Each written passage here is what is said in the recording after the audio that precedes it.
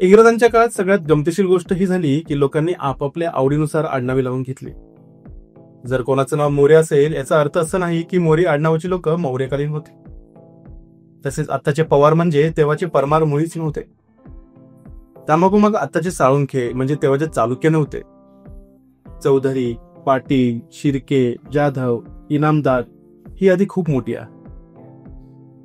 आज महाराष्ट्रात 4 आडनावे अशी आहेत जी एखाद्याची समृद्धी दर्शवते. ही 4 आडनावे म्हणजे पाटील, देशमुख, देशपांडे आणि कुलकर्णी. आज आपण या आडनावामागील खरा इतिहास जाणून घेणार आहोत.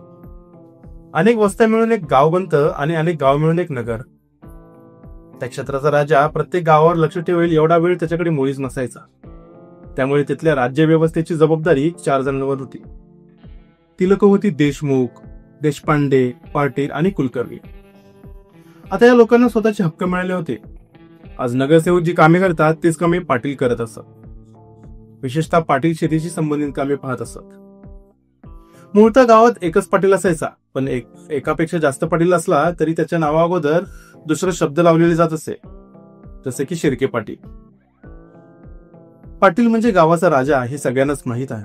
पण पाटील पूर्ण गाव एकटाच कसा चालू शकतो, म्हणून त्याच्या जोडीला कुलकर्णी असायचा. कुलकर्णी गावाचा हिशोब ठेवत असे.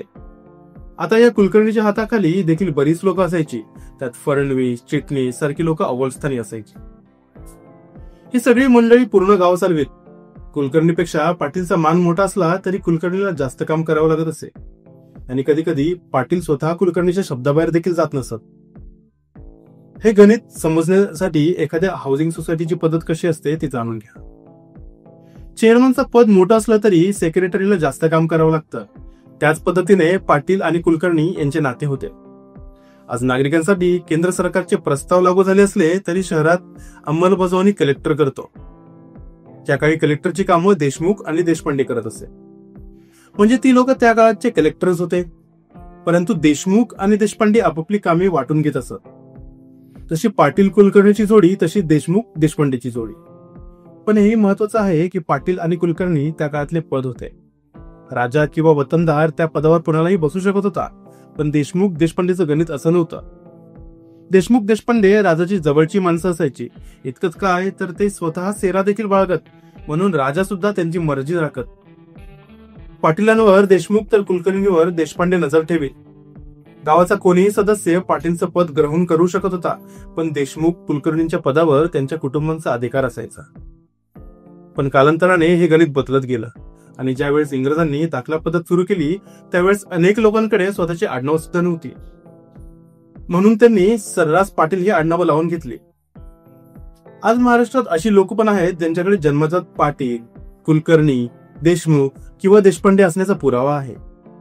सांगण्याचा मुद्दा फक्त इतकाच आहे की आजच्या आडनावात आणि इतिहासाच्या काही विशेष गोष्टींशी काही एक संबंध नाही. एक महत्वाची गोष्ट लक्षात घेणं आवश्यक आहे की लोकांना आजही असं वाटतं की काही आडनावं जातींवर आधारित आहेत. उदाहरणार्थ शिंपी, लोहार, मान, महार, चांभार, बिल्ल, सुतार, बेलदार आणि फासेपर्दी ही सगळी आडनावं जातींवरून ठरवली गेली आहेत असं समजलं जातं. पण 500 वर्षांपूर्वी या आडनावाचा संबंध फक्त कामाशी आणि कार्याबद्दल होता.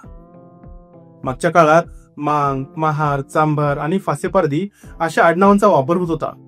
परंतु आज ती आडनावं कमी ऐकली जातात. मुळात काही लोकांना असं वाटतं की आडनाव जातींच्या आधारावर ठरवली गेली होती. पण खरी गोष्ट म्हणजे कामाच्या आधारावर आडनाव ठरवली होती आणि नंतर त्या आडनावांवरून जात ठरवली गेली. म्हणून जर कोणता अमुक तमुक आडनाववाला तुम्हाला आडनावाच्या आधारावर मूर्ख काढत असेल तर हा आमचा व्हिडिओ त्याला नक्की दाखवा.